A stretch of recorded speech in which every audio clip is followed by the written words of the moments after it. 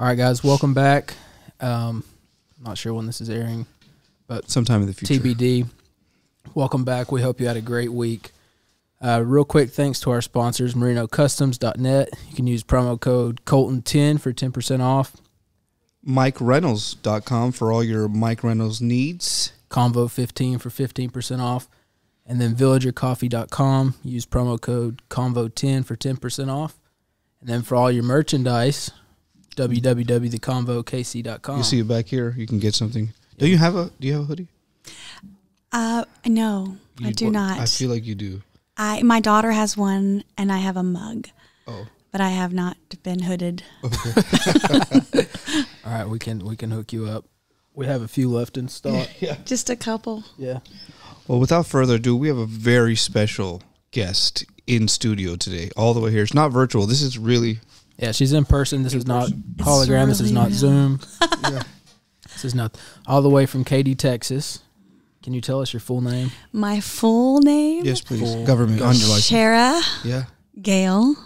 Maiden name Hammer McKee. Man, Shara the Hammer. Shara the Hammer McKee. That's right. Nice. Welcome to the Convo with Kurt and Colton, where we talk about music, life, and reality. I'm Kurt. And I'm Colton. And this is the Convo.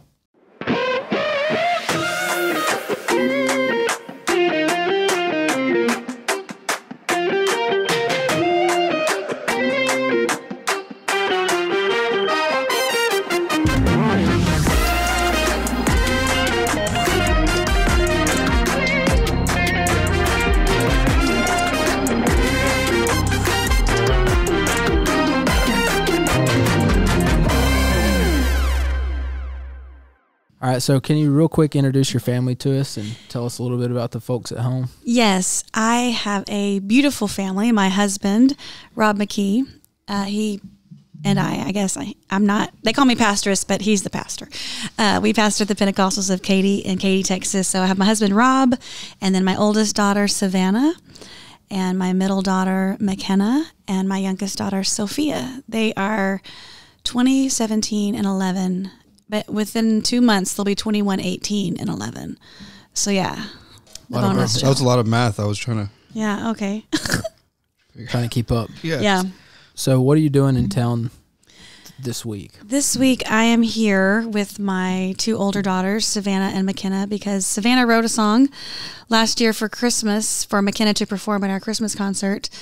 And the response was just overwhelming to just that live performance. Mm-hmm. And people were asking, where can I get this song? And so we decided, you know what, let's record it and get it out for this coming Christmas season.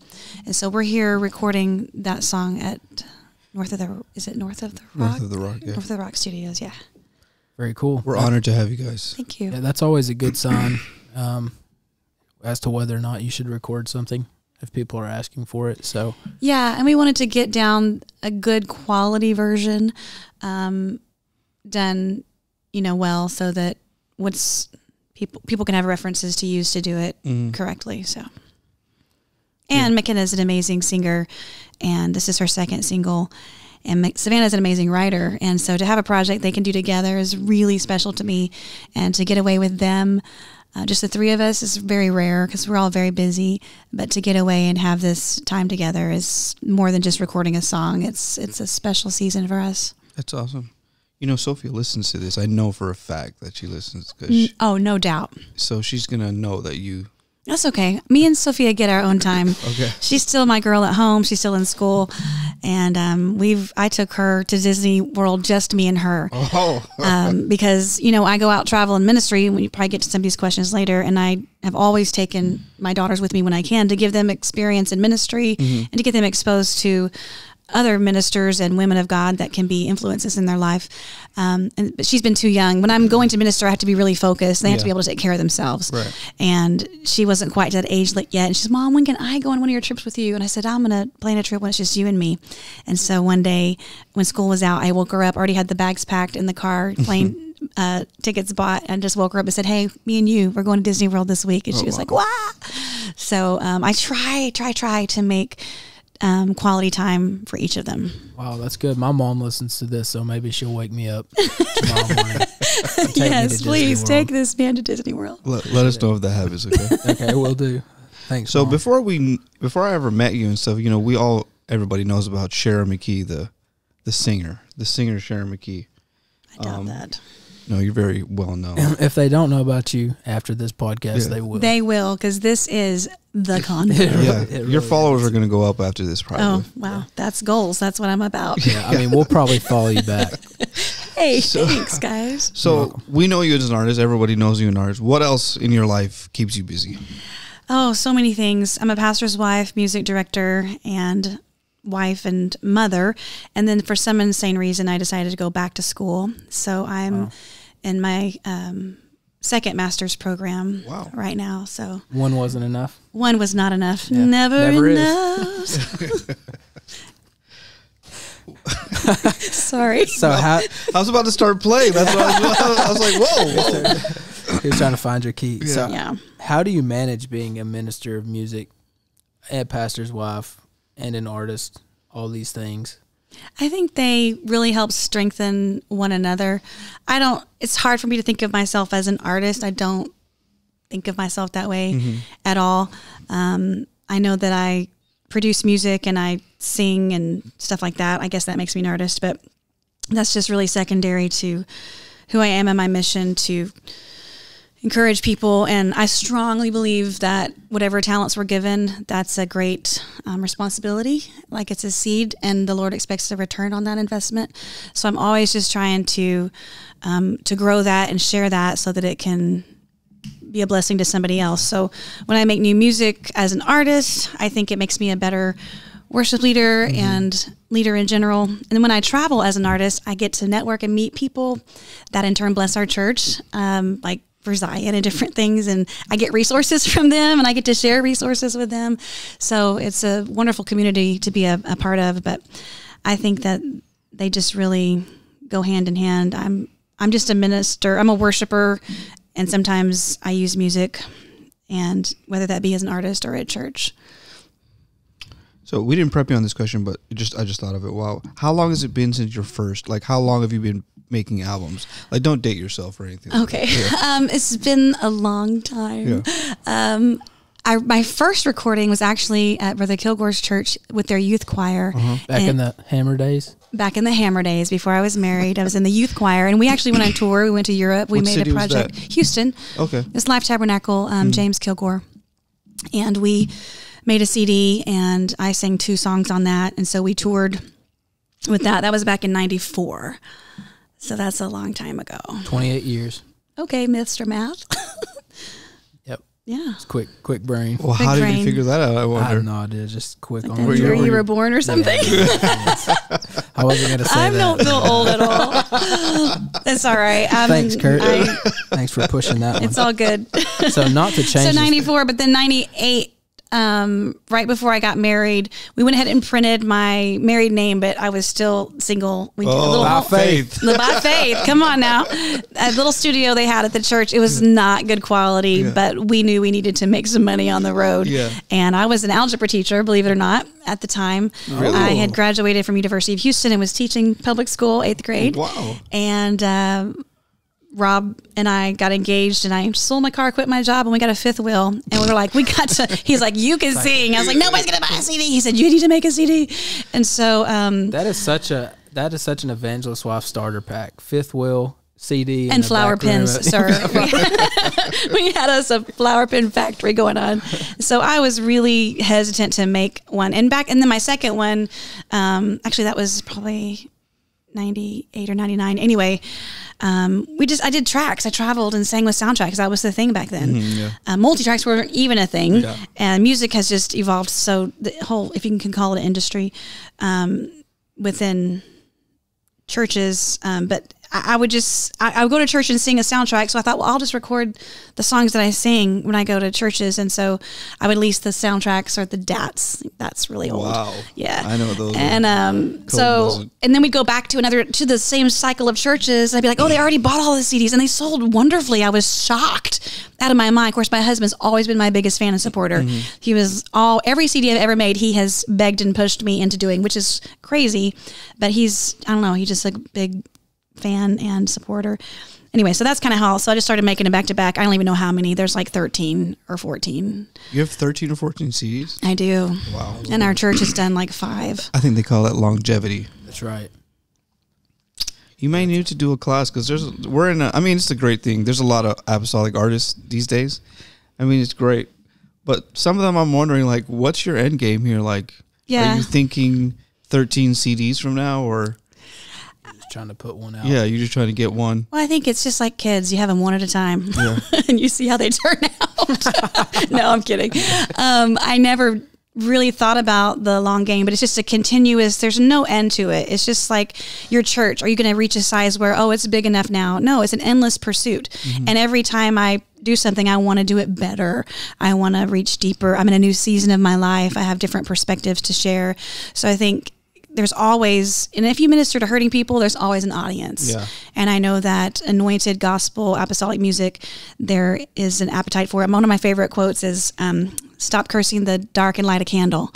And things are bad, but I'm not going to sit around and complain about it, but I'm going to throw some light in it. That's awesome. It's good.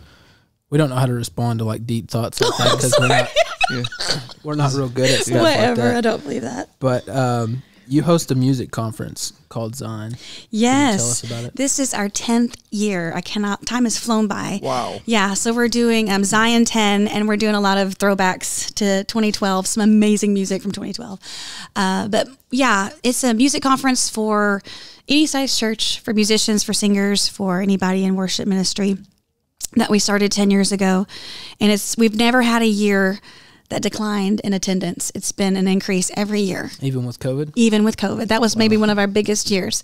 People were so hungry by October, which is when it usually is, to get out and get together. And those who couldn't come, totally understand and respect that. But there was such a hunger to get together and worship corporately, which I think we had taken for granted.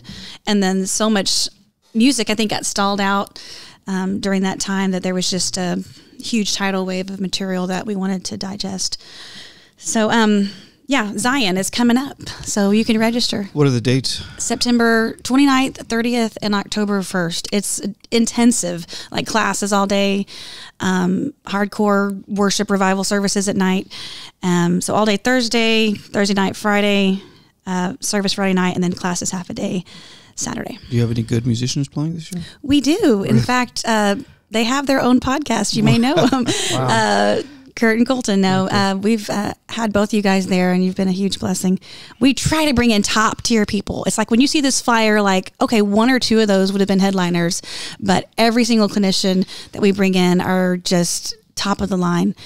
We want to offer the very best. Yeah. Actually, I've never thought about this. Zion was like one of the first things I actually did as like a clinician. Like I've done 1 or 2 things before, but that was like my first where I was like, just the way that you guys prep, like, hey, send your material. Yeah. It had me prepare on a different, that I had never prepared like that before. Yeah. And it allowed what I did to be better, I think, than. Yes. Well, it's an experience to be a clinician, I'm sure, at Zion, but our conference director is a very organized person, and we've 10 years stars. Every year we streamline our process a little bit more, and we get the feedback from the people who attend, and we really take those feedback surveys to heart and try to always improve and think of something new that can meet their needs. Zion is not a lot of, I don't think big churches come to Zion because most of them probably could host their own conference, but I don't know if it's part of the question of why it started, but we were home missions church. Our church is 22 years old, and I did my first choir was a soundtrack with 12 people, shout to the Lord. And just feeling so ill-equipped and less than, and I would go to a music conference. I'm not going to name any names. And they did a great job, but they did too good of a job. Yeah. I felt so overwhelmed and just went home actually more discouraged than when I had gone, because I would see the big production and think, I can't compete with this. Give me something I can do, something approachable. And I wanted an atmosphere that I could ask what I would consider a stupid question and not be made to feel stupid. And so we wanted a very grassroots, usable, very apostolic, down-to-earth culture conference that all pursued excellence, of course, but made everything approachable for the small church and medium-sized church. So that's kind of where that started. Wow. Nice. I think maybe some of the organization probably came from your days as an algebra teacher. It could. Making sure stuff's You know, getting in. honestly, I could do a whole podcast with you guys on personality types. And boy. we're not going to get Enneagram deep in the numbers and Enneagram numbers. DISC is our big one at our church. Everyone takes the DISC. Period. Because when we're looking for volunteers and stuff, we want to put people in an area of their strength, and it helps us understand each other for conflict resolution, communication styles, to avoid offense and put people where they can feel valued. Because organization, spreadsheets, I am not supposed to be a math person. I love to communicate. I love to teach. And so I'm an I on the DISC. I'm a 7 on the Enneagram. And so I thought I could make math fun. I mean, that's, if you know what those numbers or letters mean, I thought I could make it fun. And I knew the smart, gifted kids were going to go on a different track. I mean, they're going to be taken to, whatever they call now, AP, or I don't know what the buzzwords are. And they're going to be engineers and CFOs. These other kids just need to survive. I can give them enough to survive and do high school and do college algebra, but I am no analytical, mathematical genius. But I could make math palatable for 8th graders. And that was my mission, was to have fun with math. I'm such a nerd. So have you ever had anyone at your church fail the personality test? Fail it? No, we only have those people that think they're every color or every letter, every number. I'm all of them. And I'm like, okay, good for you. Yeah. Probably not. No, but we also strongly teach that there's no letter or number better than the other. We are all deficient in certain areas because we need each other. I feel so judged right now. I Do don't you? know why. Yeah, I feel like she's looking straight through you and picking out your picking out Enneagram my number. number. No. She's like, oh, he's a 3. I do know what your number. No, I'm kidding. But you probably do. Yeah. I think it's endlessly fascinating. So go ahead, Kurt. Okay. Okay. So I have this question I want to ask. I'm going to ask it very carefully, right? But I'm going to ask this question. So I've been to your church. I've been to lots of churches in my time. Met a lot of pastors' wives. Met a lot of pastors' kids. You have at least 2, probably 3. I don't know. Obviously, your youngest. They're very, very. Your daughters are incredibly talented. My youngest has already written and sung a song in her preteen class. So just don't. Yeah, they're incredibly talented. However, to juxtapose that, if that's a word that you can, if that's correct there, I don't know. You have an incredibly, thank you, talented music team, like a lot of soloists. Yes. Like lots of, I come there and I'm like, man, they got so many singers. Very deep bench. Yeah. And I don't get the vibe when I'm at your church that there's no hierarchy of singers. Oh, no. It's just a team. Like, I get that. I feel that, like, no one has said anything. That makes me feel very good. Okay, well, we want to know, how have you fostered this culture of growth, where you've obviously done something where people are comfortable in growing and people are growing, but you still have, like, you haven't crowned your daughter's queen. You know what I mean? Yeah, about that? of course. Yeah, No. they sing every service. Every song. So We have been very intentional about our culture. I think I haven't always known that you had to be intentional about culture. I think we were intentional before we knew that was the phrasing of it. But we cultivate the talent from a very young age.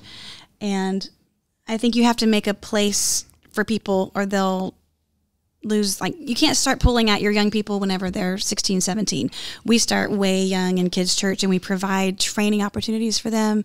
And preteen, they have their own service. Savannah wrote Ocean Deep in preteen class when she was 12. Oh. Okay. And she wrote that, but we picked it up, developed it, and produced it. You know what I'm saying? We, believed in her, even though she was 12. It was a talent there that we recognized that was valid and usable here and right now. And so first thing is we provide opportunity to cultivate those talents, for them to find their place and to explore that. And secondly, we celebrate each other. Whenever someone sings a solo or steps out and tries something for the first time, we are clapping, we are throwing shoes at each other.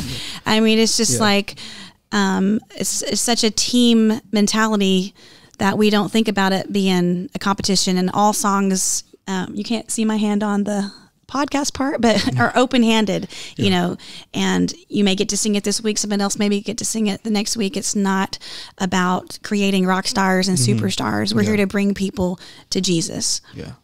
I mean, that's also, I mean, and I say that because, like I said, I've been around, and that's how our church is. Like, our pastor and his wife, like they treat everybody, you know, their kids are just some of the kids at the church. Yeah. They're not, you know, and the kids act like that too. Yeah. The kids act like, hey, we're just some of the kids. And I think that is such an attractive quality, I think, for leaders, that I think sometimes overlooked by the leaders. They don't realize how they're coming across. And, you know, like I said, like our pastors, and I see that in you and Pastor Rob as well, that you guys have done a great job with that. I appreciate that's a high compliment. The fact that she wrote that song when she was 12 is really impressive. I don't even know if I could write my name. No.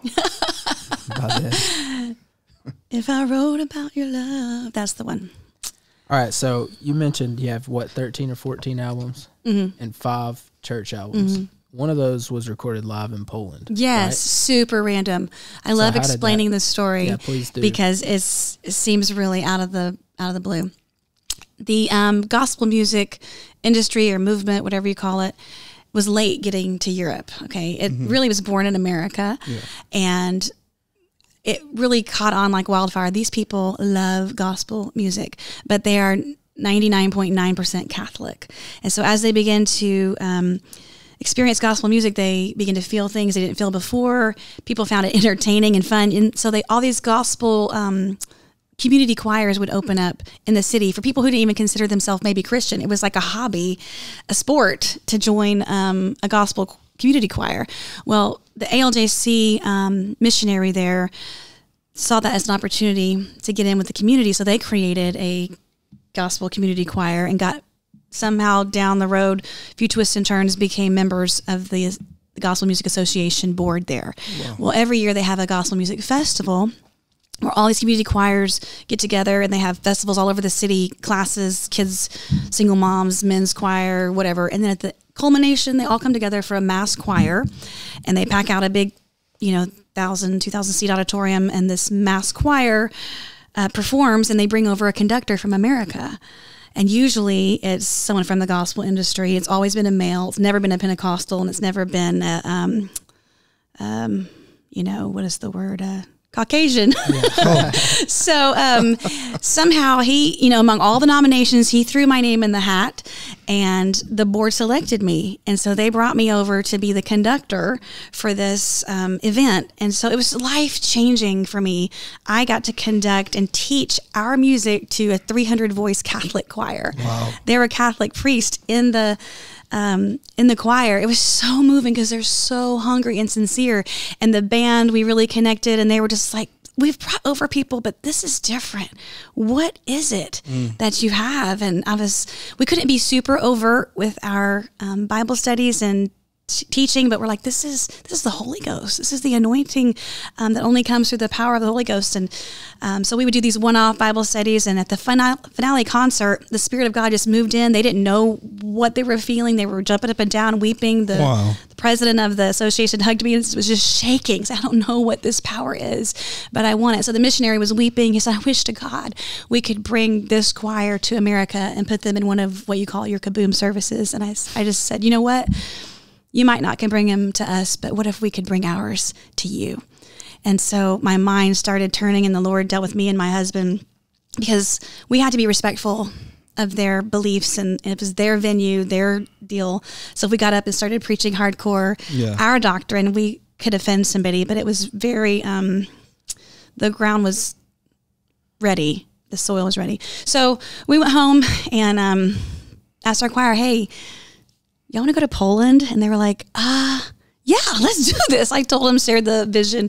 So they started raising money for like a year. And so the following fall, the Gospel Music Association actually ended up renting the venue for us at their cost, packed it out. We said, well, we're doing this concert. We might as well record it. This is epic. And so we learned the songs and went, and he was able to preach Acts 2:38, the whole 9 yards. My husband got up and spoke to him, and they said, no one's going to probably come to the altar because they're, very traditional. And so he took that as a challenge. Yeah. My husband's an A as a D. Okay.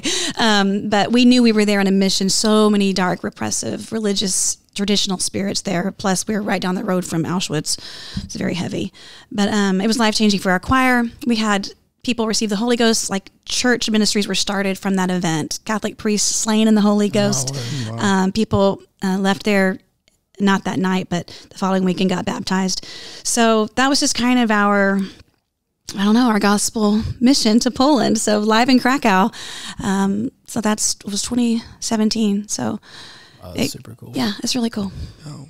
We're wanting to do a live recording in Africa somewhere. Yeah. Or Pastoress. So That'd be we're trying amazing. to figure out. So I guess we need some fundraisers as well. We need to. You know what? You just have to get a plan. Just start planning and do the impossible, do hard things.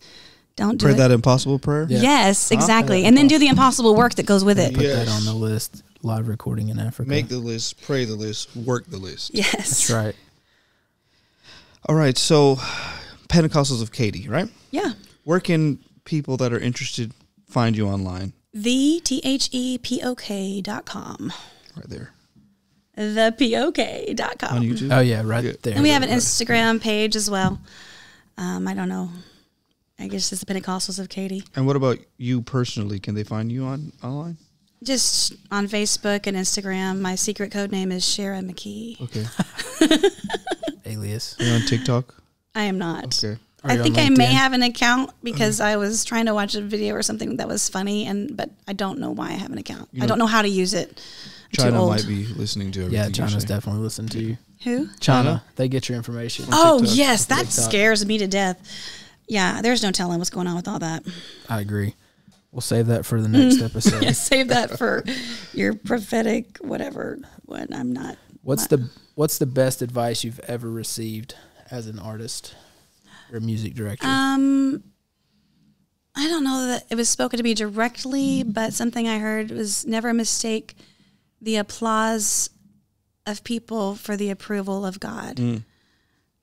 And I translated that to "it is well with my fans" doesn't mean it is well with my soul. All right. Amen. Because For you the can youth. believe your own press sometimes. And Yeah. something else so that I say a lot is don't ever believe that you're as spiritual as other people think you are.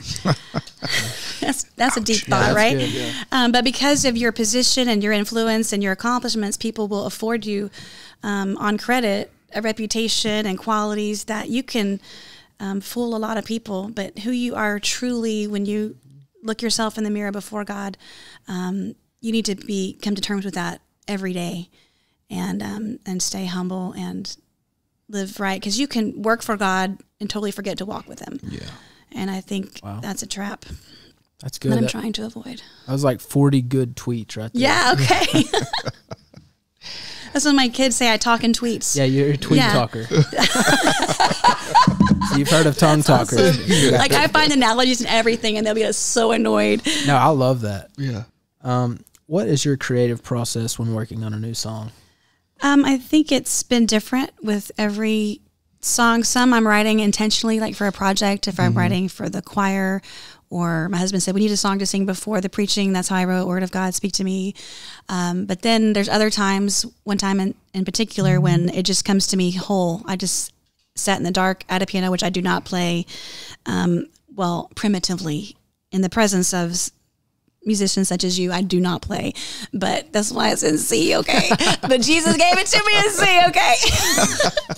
Okay, so Can't make no mistakes. so I'm just sitting there, and the Lord is just coming literally from my brain out my mouth through my fingers, and I record. That's what Jesus does at my piano one night, and my pride, because I hit a wrong note, it's not good. My timing's horrible, and I'm just like, I just needed to upload it. I just felt like it was such an urgency. I've been like, hit me, God, ever since, but like nothing.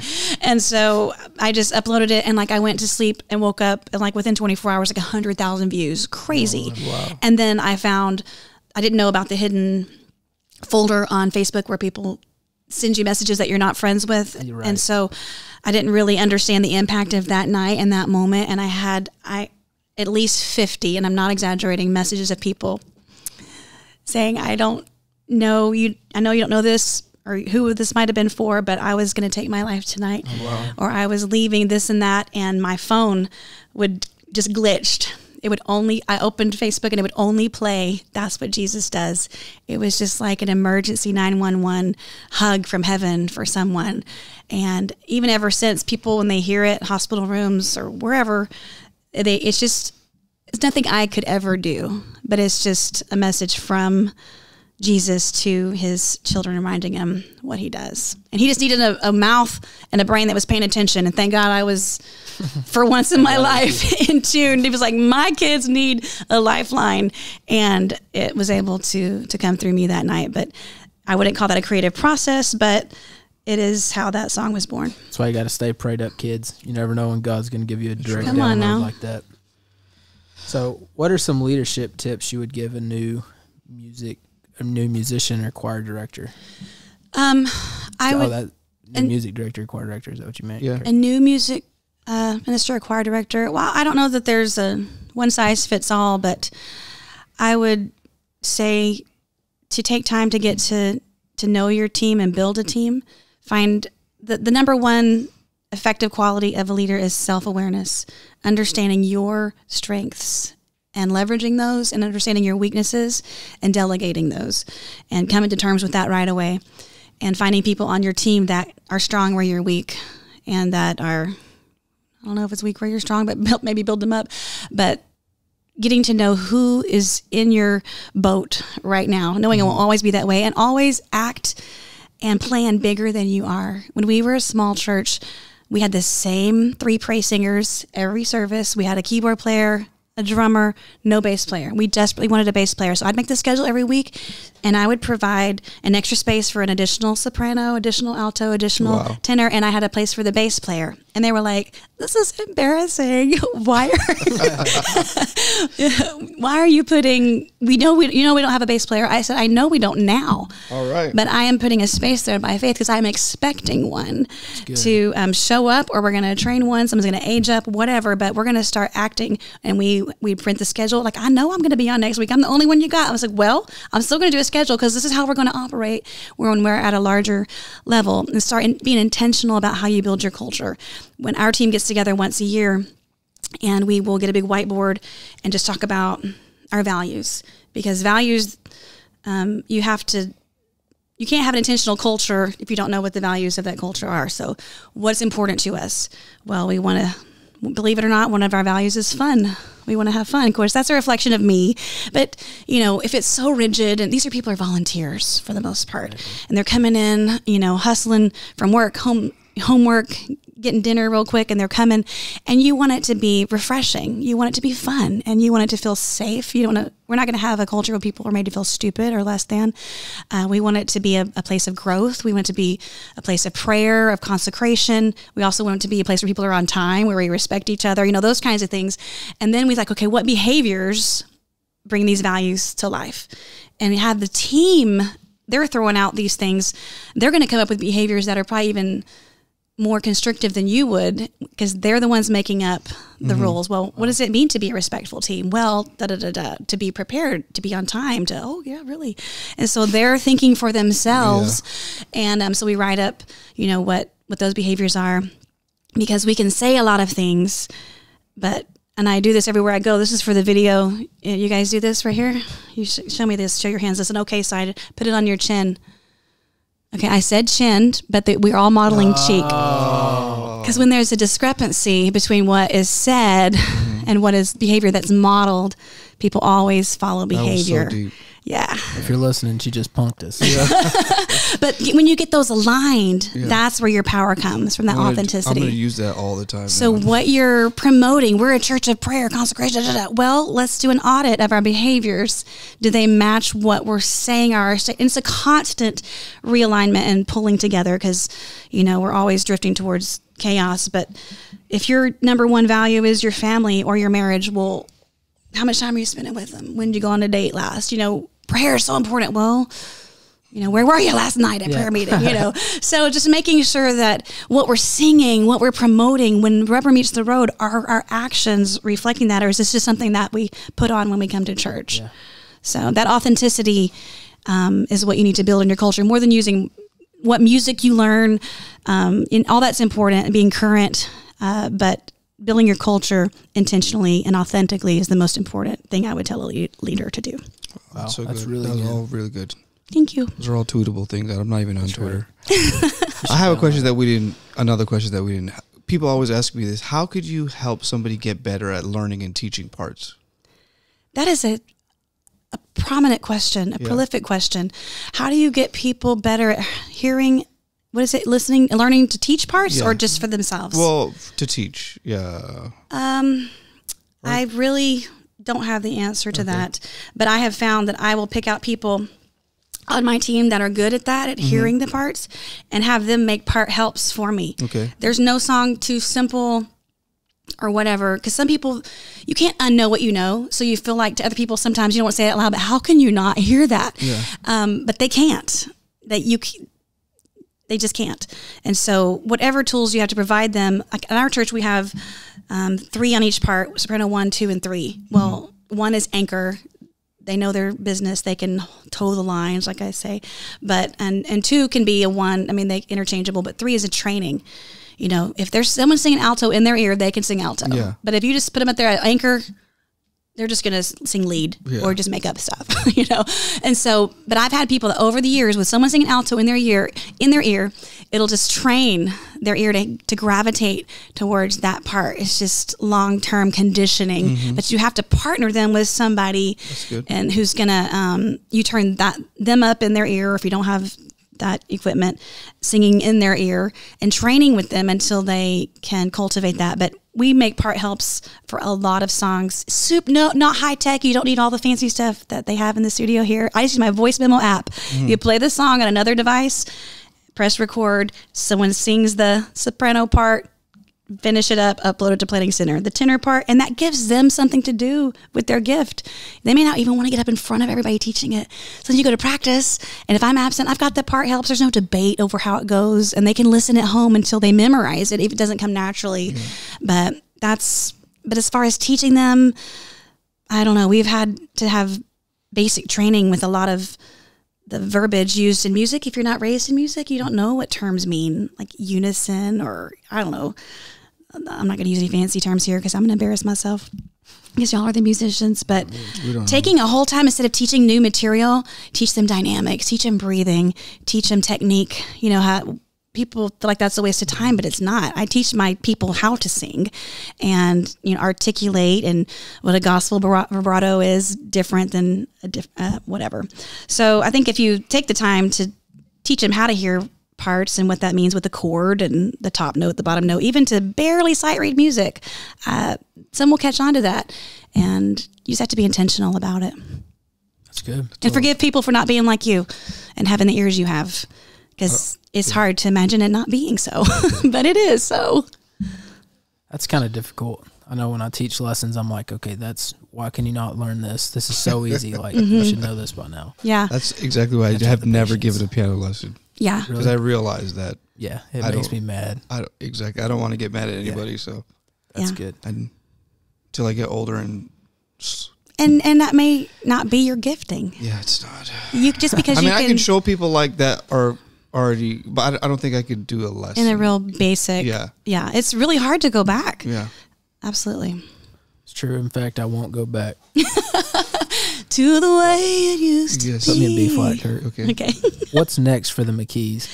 Oh, it's whatever it is, it's bigger and brighter and better. Don't give up till your good gets better, your better gets best. All right. But my husband is finishing his doctorate this year. It's his second one? His first one, Dr. McKee. This time next year, I should, God willing, have my second master's. And we're producing some new music this summer in time for Zion. And always, you know, we're doing a lot to cultivate other writers. Savannah's so prolific and so just anointed with her songwriting, and that's her passion. No one else really, that's their thing, what they want to do, but it doesn't mean that they're not great at it. And so we're learning one of Cade Wilson, our band director's songs this week, that performing on Sunday, brand new original music. He wrote it? He did. Oh, cool. Yeah. That's awesome. So we're, and then Marcus did I Made It Out All Right, You're Looking at a Miracle, that shout and we're recording that next month too, hopefully in time for Zion, and that's his song. So continuing to cultivate talent, have revival. Our new building, our Family Life Center, you guys will see at Zion, will be up and done by then. As soon as that's done, we're starting our new sanctuary. All right. Wow. So always on the move. If you know the disc profile, we're all upper quadrant people, which means fast-paced and assertive. So people don't understand our pace of life sometimes, but that's just how we were. It's how we roll. It's how we were made. And pulling back, taking time for that balance is a challenge. It's worth it, but we love to be on the go. What's next? Well, yeah. I mean, it's almost midnight and you're doing an interview on a major news station. Yes. You know what I mean? A major news station. It's very major. So we appreciate it. Yeah. Thank you. We also do have some constructive criticism, and this is just our way of giving back to you. Hey, I'm here for it. Hit me. For you being a guest. Well, This is free. Okay, good. Yeah. Good. The only thing that would probably take you next level is if you would learn how to do a vocal run. We've listened to you a lot over the years, and we've noticed that your voice isn't able to move much. Yeah. Yeah, it's pray for me, and I receive that So in the spirit in which it was given. 14 albums, maybe on number 15 you'll do a trick. Maybe I'll do a trick. Yes. Tricks are for kids. No, yes, thank you for that. You're welcome. Thank That you. was free. All right, so we have a segment called Rapid Fire. All right, Yes, we're going to okay. ask you a question, and you have to answer it as fast as you can. Okay? I should have practiced, but I didn't. Go ahead. All right. Favorite song that you've recorded so far? I think that's what Jesus does, just because of the personal nature of it. One book you'd recommend. 7 Habits of Highly Effective People by Stephen Covey. Favorite follow on Instagram? That one stumps me because I literally want to say my kids, because I always want to know what's going on with them. But funny memes like pastor humor and church milk and the good news movement. I like those, but I don't. Yeah, go ahead. All right, that leads us to our next one. The favorite meme you've ever seen. This was a struggle. Like, I'm the meme queen. Like, there's We've no heard that. end We've to the heard that. vault.